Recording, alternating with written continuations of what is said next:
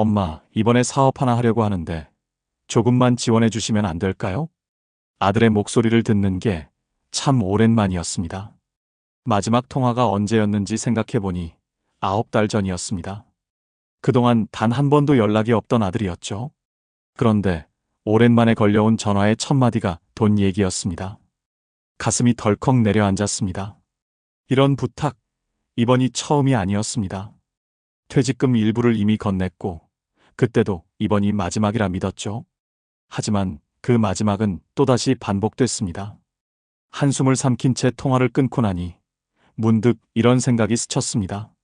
나는 언제부터 자식의 은행이 되어버린 걸까?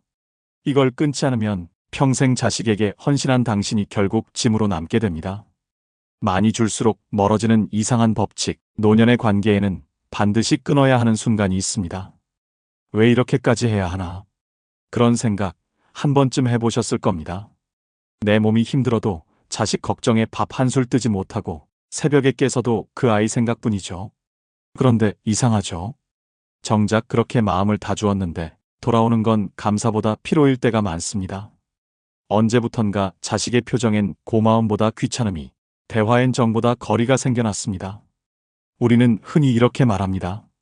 그래도 부모니까 끝까지 베풀어야지. 하지만 정말 그럴까요? 나이가 들수록 끊어내야 하는 건 자식에 대한 사랑이 아니라 사랑을 강요하는 마음일지도 모릅니다. 계속 주는 게 효도의 조건이 되고 내 희생이 그들의 당연한 권리가 되는 순간 관계는 천천히 무너집니다. 최근 한 조사에서도 노년층 절반 이상이 자식에게 너무 헌신한 걸 후회한다고 답했습니다. 베풀며 얻은 게 아니라 베풀다 지쳐버린 마음만 남았다는 거죠. 이제는 조금 다른 질문을 던질 때입니다. 내가 멈춘다면 그들은 어떻게 달라질까? 지혜로운 노년은 더 주는 법을 배우는 게 아니라 그만 줄 아는 용기에서 시작됩니다. 베풀물 끊는 건 이기심이 아닙니다. 그건 진짜 나를 되찾는 일이자 자식에게 책임을 돌려주는 가장 큰 효도입니다. 오늘 영상에서는 그 이야기를 함께 나누려 합니다. 지금 구독과 좋아요, 그리고 알림 설정을 눌러두세요. 이 영상이 끝날 때쯤 당신은 효도의 의미를 완전히 다르게 바라보게 될 겁니다. 요즘은 통전화를 안 해요. 내가 하지 않으면 소식이 없어요. 이 말을 하던 김정자 씨는 70을 넘긴 어머니였습니다. 아들은 결혼 후 바쁘단 이유로 연락이 뜸해졌고 며느리는 예의는 있지만 정이 없었습니다.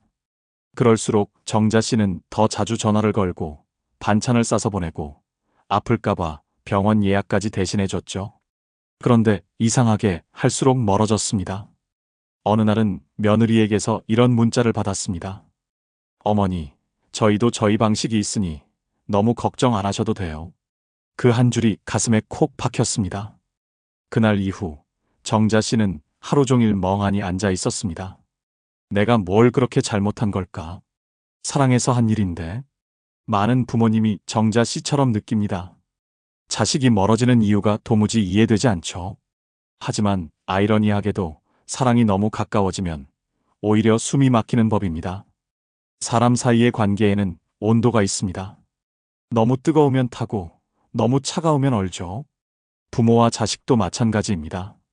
적당한 거리가 있을 때 서로의 체온이 가장 따뜻하게 느껴집니다. 정서적 독립이란 자식을 냉정하게 대하라는 뜻이 아닙니다. 그건 내 감정을 내가 다스릴 수 있는 힘을 기르는 일입니다. 자식의 한마디에 내 하루 기분이 흔들리고 그들의 일정에 내 일상이 따라가면 나는 결국 내 인생의 주인 자리를 잃게 됩니다. 이제는 그 자리를 되찾아야 합니다. 정자 씨는 어느 날부터 전화를 걸지 않기로 마음먹었습니다. 처음 며칠은 손이 근질거렸지만 일주일쯤 지나자 마음이 조금 편해졌습니다. 대신 산책을 나갔습니다. 햇살을 보고 이웃과 인사를 나누고 오랜 친구에게 안부를 물었습니다. 그렇게 자신의 하루를 다시 채워넣자 신기하게도 아들에게서 먼저 전화가 왔습니다. 엄마, 요즘 왜 이렇게 조용해요? 정자 씨는 웃으며 대답했습니다. 이젠 내 삶을 좀 살아보려 했지. 그 순간 전화 너머의 아들이 말했습니다. 그게 더 좋아요, 엄마. 이게 바로 정서적 독립의 힘입니다. 부모가 감정적으로 단단해질 때 자식은 더 편하게 다가옵니다. 외로움을 감추려 전화를 걸고 관심이라며 잔소리를 늘어놓을수록 자식은 마음속에 보이지 않는 벽을 쌓습니다. 사랑을 표현하고 싶다면 말보다 표정으로, 걱정보다 믿음으로 보여주는 게 더 깊이 전해집니다. 한 상담 전문가가 이런 말을 했습니다.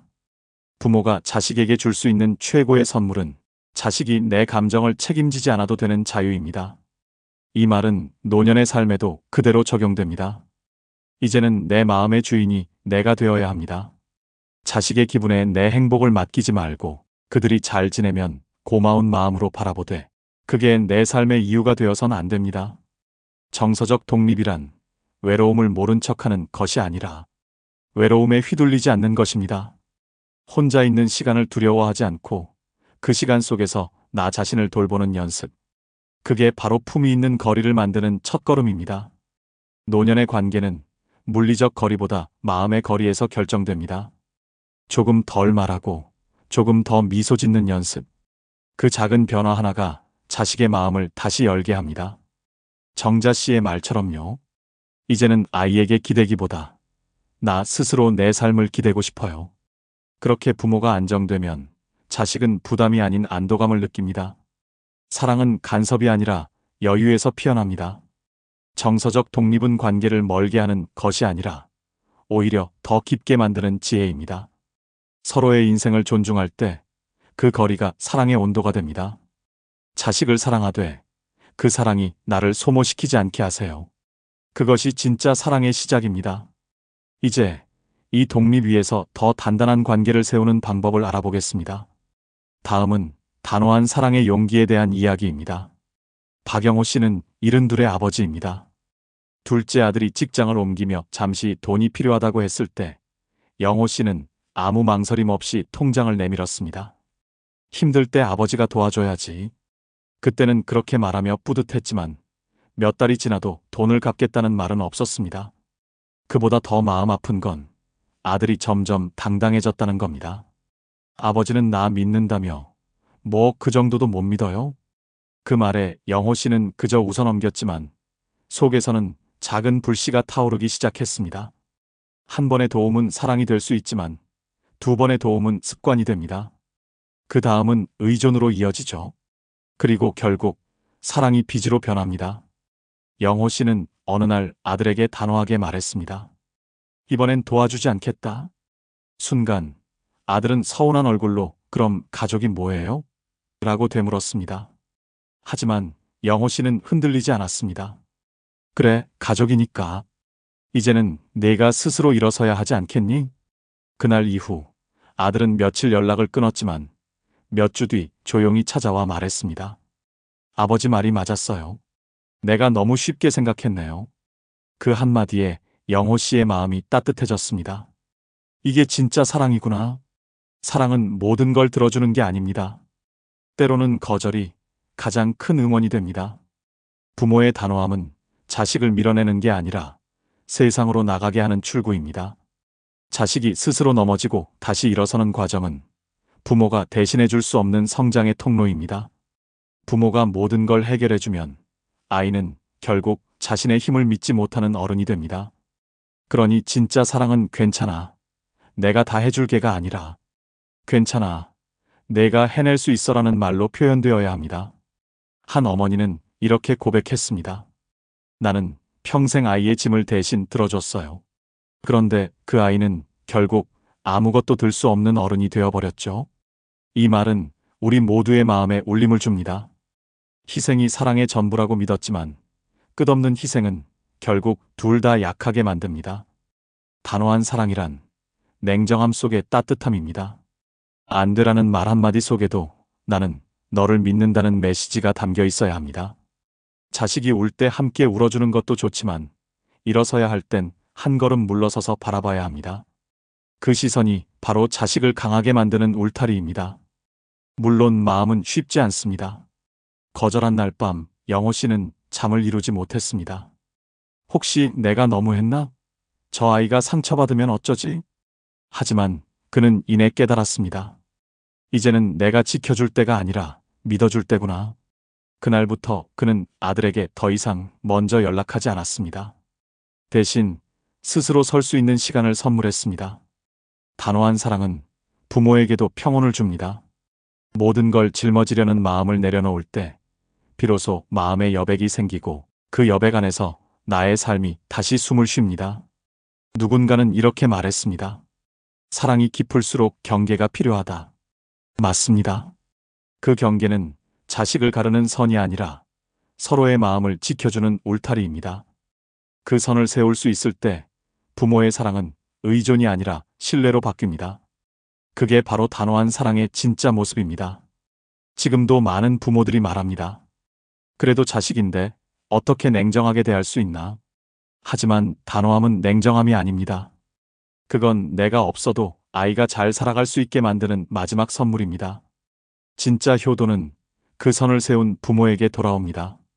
박영호 씨는 요즘 이렇게 말합니다.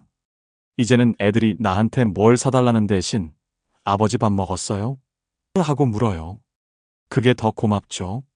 그의 단호함이 관계를 멀게 한 게 아니라 오히려 자식의 마음을 다시 부모에게 돌려놓은 것입니다.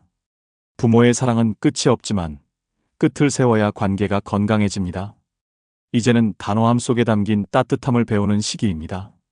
그 단호함이 자식을 성장시키고 부모의 마음을 자유롭게 합니다. 그리고 그 다음 이야기에서는 이 단호함이 어떻게 간섭 대신 믿음으로 바뀌어야 하는지 함께 나눠보겠습니다.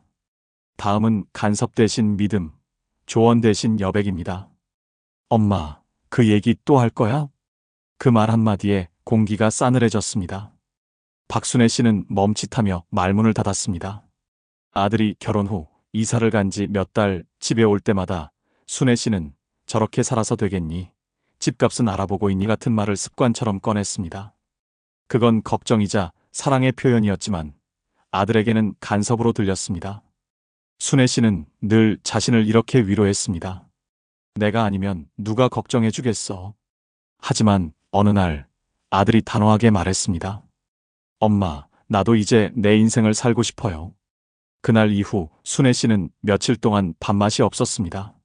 사랑을 주었는데 왜 이렇게 외로울까? 많은 부모님들이 이 순간을 겪습니다. 아이의 행복을 진심으로 바랐지만 그 진심이 부담이 되는 때가 있죠. 그래서 필요한 게 바로 여백의 사랑입니다. 간섭이 아니라 믿음으로 남겨두는 공간. 그 여백 속에서 자식은 스스로 자라고 부모는 관계의 온도를 지켜낼 수 있습니다. 순애 씨는 마음을 고쳐먹었습니다. 그래, 이제는 내가 먼저 말하지 말자. 그날부터 아들이 찾아와도 잔소리를 하지 않았습니다. 대신 그래, 잘하고 있지? 한마디만 건넸습니다. 며칠 뒤 놀라운 일이 일어났습니다. 아들이 먼저 이야기를 꺼낸 겁니다. 엄마, 사실 요즘 고민이 좀 있어요. 그 말에 순애 씨는 아무 말도 하지 않았습니다. 그저 고개를 끄덕이며 손을 잡아주었습니다. 그 순간 아들은 어린 시절처럼 어머니 품에 기대어 말했습니다. 엄마가 그냥 들어주니까 마음이 편해. 그때 순애 씨는 깨달았습니다. 내가 말하지 않아도 아이는 나를 찾는구나. 그건 여백이 만든 기적이었습니다. 부모의 조언은 경험에서 나오지만 그 경험이 언제나 정답은 아닙니다. 시대가 바뀌고 가치관이 달라진 지금, 자식은 부모의 삶을 복사하는 게 아니라 자신만의 삶을 만들어갑니다. 그 길을 막지 않고 지켜봐주는 것이 바로 믿음의 사랑입니다. 한 심리학자는 이렇게 말했습니다. 부모가 자식의 선택을 존중할 때 자식은 부모의 존재를 존경하게 된다. 이건 단순한 말이 아니라 오랜 세월의 관찰에서 나온 진리입니다. 신뢰는 말로 쌓는 게 아니라 침묵 속에서 자랍니다. 그렇게 해도 괜찮겠어? 대신 내가 잘할 거라 믿어. 이 한 문장이 관계를 부드럽게 바꿉니다. 물론 모든 걸 무관심으로 방치하라는 뜻은 아닙니다. 필요한 순간엔 손을 내밀되 그 손이 상대의 발을 묶지 않게 해야 합니다. 때로는 가만히 기다리는 게 수십 마디 조언보다 더 큰 힘이 됩니다. 자식이 넘어질 때 바로 달려가지 말고 일어설 시간을 주세요. 그 시간 속에서 아이는 부모의 신뢰를 느낍니다. 순애 씨는 이제 아들과의 관계가 훨씬 편해졌습니다. 요즘은 말 안 해도 알아요. 내가 믿고 있다는 걸. 그 말 속엔 여유가 그리고 자존이 담겨 있었습니다. 사랑이란 상대를 통제하는 게 아니라 자유롭게 두는 용기입니다. 부모의 여백은 자식에게는 날개가 되고 부모 자신에게는 쉼이 됩니다. 간섭이 사라진 자리에는 대화가 돌아오고 잔소리를 멈춘 곳엔 웃음이 다시 피어납니다. 누군가 이런 말을 했습니다. 진짜 사랑은 붙잡지 않아도 함께 걷는 것이다. 맞습니다. 붙잡는 사랑은 두려움에서 나오지만 믿는 사랑은 평온에서 나옵니다. 이제는 내가 해봐서 아는데라는 말 대신 내가 해보면 알 거야라는 여유를 배워야 할 때입니다. 순애 씨처럼 말이죠. 그녀는 이제 아들의 집에 가면 말 대신 따뜻한 눈빛으로 인사를 건넵니다. 그 한 눈빛에 모든 말이 담겨 있습니다. 괜찮다. 난 네가 믿음직스럽다. 그게 바로 노년의 지혜이고 품위 있는 사랑의 모습입니다. 이제 말보다 더 깊은 관계를 만드는 또 하나의 지혜를 이야기하려 합니다. 그건 바로 감정의 언어를 회복하는 법입니다. 우리가 잊고 지내온 마음의 대화를 다시 꺼내는 일, 그 이야기를 다음에서 이어가겠습니다. 괜찮다. 이 짧은 한마디 안에는 수십 가지의 감정이 숨어 있습니다. 하지만 이상하게도 나이 들수록 우리는 그 말만 남기고 다른 말을 잃어버립니다. 괜찮아라는 말로 아픔을 덮고 됐어라는 말로 외로움을 감춥니다. 그렇게 오래 살다 보면 마음은 점점 말라갑니다. 김순옥 씨는 76입니다.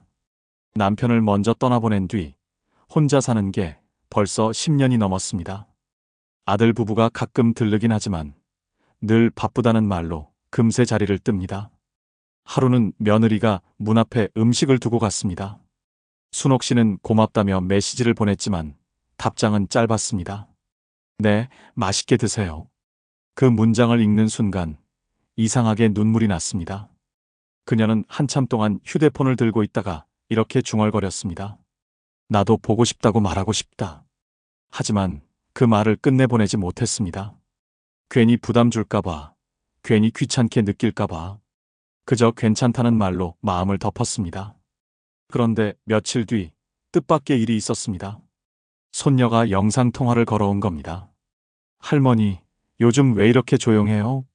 순옥 씨는 순간 울컥했지만 애써 웃으며 대답했습니다. 괜찮아. 할미는 항상 괜찮지. 그때 손녀가 말했습니다.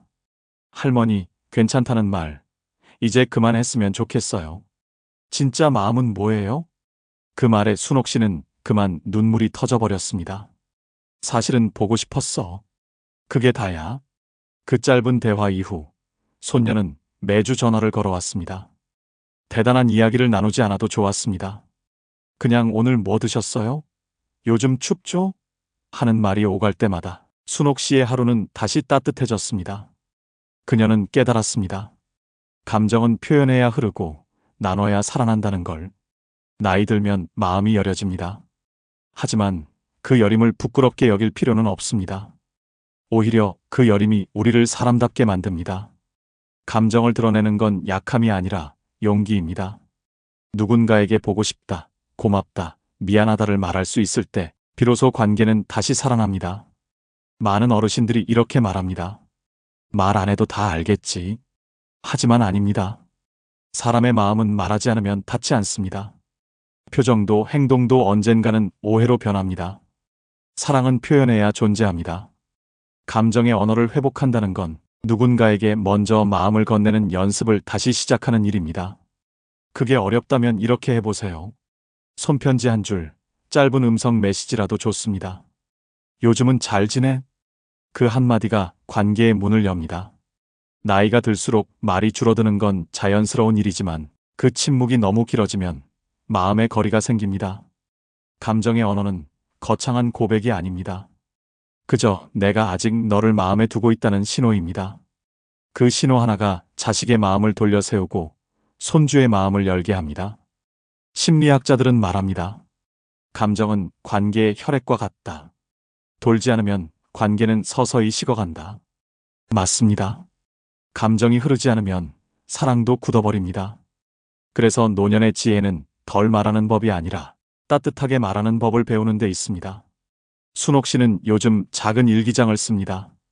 매일 밤 오늘 느낀 감정을 한 줄씩 적습니다. 오늘은 외로웠지만 전화 한 통으로 따뜻해졌다. 그 한 줄이 그녀를 다시 사람들 곁으로 이끌었습니다. 감정을 언어로 꺼내는 건 나 자신을 안아주는 일입니다. 마음을 표현하면 관계는 다시 살아납니다. 이제는 침묵 속에 갇힌 진심을 꺼낼 시간입니다. 조용히 혼잣말하듯 그러나 진심을 담아 말해보세요. 나도 보고 싶었다. 그 한마디가 인생의 후반부를 따뜻하게 바꿉니다. 그리고 그 따뜻함은 결국 비움으로 이어집니다. 말을 통해 관계를 회복한 사람은 더 이상 억지로 붙잡지 않습니다. 진심이 닿으면 굳이 노력하지 않아도 관계는 단단해집니다. 그래서 다음 이야기에서는 비움과 단순함으로 관계를 정리하는 지혜를 함께 나누려 합니다. 예전엔 연락이 끊기면 마음이 조급했어요. 혹시 내가 뭘 잘못했나 싫어진 건가 그런 생각이 꼬리를 물었죠. 그런데 이제는 연락이 없어도 괜찮아요. 보고 싶을 때 연락하겠지. 그걸로 충분하죠. 이 말은 70대 후반의 윤말순 씨가 한 말입니다. 예전엔 사람들과의 관계를 유지하려 애썼습니다. 매달 모임에 나가고 지인 생일을 챙기고 자식 가족의 일정까지 기억했습니다. 하지만 어느 순간 그 모든 게 버거워졌습니다. 관계를 유지하기 위해 노력하는 일 자체가 의무가 되어버린 거죠. 그러던 어느 날 남편이 먼저 세상을 떠났습니다. 그때야 비로소 깨달았습니다. 나는 늘 누군가를 챙기느라 정작 나를 챙기지 못했구나. 그날 이후 윤 씨는 작은 결심을 했습니다. 이제는 나를 위해 정리하자. 그녀는 휴대폰 연락처를 정리했습니다. 1년 넘게 연락이 없던 사람, 마음이 불편했던 사람, 그 이름 옆에 삭제 버튼을 눌렀습니다. 처음엔 섭섭했지만 이상하게도 마음이 가벼워졌습니다. 그리고 놀랍게도 그렇게 비워낸 후에 남은 사람들은 진짜로 소중한 사람들이었습니다. 관계의 비움은 상실이 아니라 회복입니다. 나이 들어 관계가 줄어드는 건 자연의 순리입니다. 함께 웃을 수 있는 몇 사람만 곁에 있어도 충분합니다. 모든 사람에게 잘하려 애쓰는 건 결국 아무도 깊이 품지 못하게 만듭니다. 법정 스님이 이런 말씀을 남기셨죠. 물건에도 정리의 시기가 있듯 사람 사이에도 비움의 시기가 있다. 우리는 평생 누군가의 기대와 관계 속에서 살았습니다. 하지만 인생의 후반부는 달라야 합니다. 관계의 무게를 덜어내야 내 마음이 숨을 쉽니다. 윤 씨는 요즘 친구가 딱 2명뿐입니다. 하나는 오랜 이웃, 또 하나는 매주 함께 산책하는 교회 친구입니다. 이제는 그 2사람만으로도 충분해요. 대화도 편하고 침묵도 편해요. 그녀는 말합니다. 이게 바로 진짜 친구 아닌가요? 말하지 않아도 편한 사람. 관계가 단순해지면 마음의 소음도 줄어듭니다. 쓸데없는 오해와 비교, 허례허식이 사라지고 그 자리엔 진심이 남습니다. 그때부터 우리는 진짜 여유를 배웁니다. 비운다는 건 단절이 아닙니다. 그건 내 마음의 균형을 회복하는 행위입니다. 누구를 미워해서 멀어지는 게 아니라 나를 지키기 위해 조용히 거리를 두는 것. 그게 바로 성숙한 단절입니다. 요즘 윤 씨는 이렇게 말합니다. 예전엔 나를 필요로 하는 사람이 많을수록 행복하다고 믿었어요. 이젠 나를 편하게 대해주는 사람 몇 명이면 그걸로 충분해요. 그 말 속엔 세월의 통찰이 담겨 있습니다. 사람은 나이를 먹으며 잃는 게 아니라 불필요한 걸 내려놓으며 더 단단해집니다. 관계의 정리는 외로움을 부르는 게 아니라 평화를 부릅니다. 내가 바꾸지 않아도 되는 사람을 억지로 붙잡지 말고 서로의 길을 존중하며 떠나보내세요. 그 비움 속에서 진짜 인연이 남습니다. 그건 오래 봐도 편하고 말이 없어도 따뜻한 사람입니다. 우리는 종종 끝까지 함께 해야만 진심이라 생각합니다. 하지만 인생의 지혜는 다릅니다. 떠날 때를 아는 사람만이 관계를 지킬 수 있습니다. 비움은 냉정함이 아니라 품격입니다. 그 품격이 자식에게 그리고 세상에게 존경으로 돌아옵니다. 윤 씨는 이제 일기를 쓸 때 이렇게 적습니다. 이젠 덜 얽히고 덜 말하며 덜 미안해하는 연습 중. 그 한 문장이 노년의 지혜를 다 말해줍니다. 덜 얽히면 마음이 편하고 덜 말하면 후회가 줄고 덜 미안해하면 삶이 단단해집니다. 이제는 관계를 채우는 대신 정리하는 용기가 필요합니다. 그게 바로 자존을 지키는 길이고 결국 자식이 부모를 존중하게 만드는 첫걸음입니다. 왜냐면 자식은 항상 주는 부모보다 자신의 삶을 존중하는 부모를 더 오래 기억하기 때문입니다. 관계를 비운 자리에 진심이 남고 그 진심이 결국 효도로 되돌아옵니다. 이제는 애쓰지 말고 미소로만 남으세요. 그 미소 하나로도 사랑은 충분합니다. 이제는 남을 돌보는 일보다 나를 돌보는 일을 먼저 배워야 할 때입니다. 평생 가족을 위해 희생하며 살아왔던 손길이 이제는 내 어깨를 토닥여줄 차례입니다. 나이가 들면 돌봐야 할 대상이 줄어듭니다. 하지만 그 빈자리에 남는 단 한 사람, 그건 바로 나 자신입니다. 그 존재를 다시 소중히 여길 줄 아는 순간, 인생은 고요하지만 단단한 평화를 되찾습니다. 건강을 챙기고 마음을 쉬게 하고 스스로를 다독이는 일은 결코 이기적인 게 아닙니다. 내가 안정되어야 가족도 편안해집니다. 자식에게 주는 가장 큰 선물은 물질이 아니라 평온한 얼굴과 따뜻한 말 한마디입니다. 삶의 후반부는 경쟁의 시간이 아닙니다. 회복의 시간, 그리고 정리의 시간입니다. 지금까지 붙잡고 살았던 수많은 관계와 역할들을 하나둘 내려놓는 과정에서 우리는 비로소 나라는 사람을 다시 만나게 됩니다. 품이 있는 노년은 화려함에서 오지 않습니다. 그건 마음의 단정함에서 시작됩니다. 조용히 커피 한 잔을 내려 마시며 오늘의 햇살이 고맙다고 느낄 수 있다면 그것이 이미 가장 멋진 삶의 태도입니다. 세상이 내게 고마워하지 않아도 괜찮습니다. 내가 나를 고마워하면 됩니다.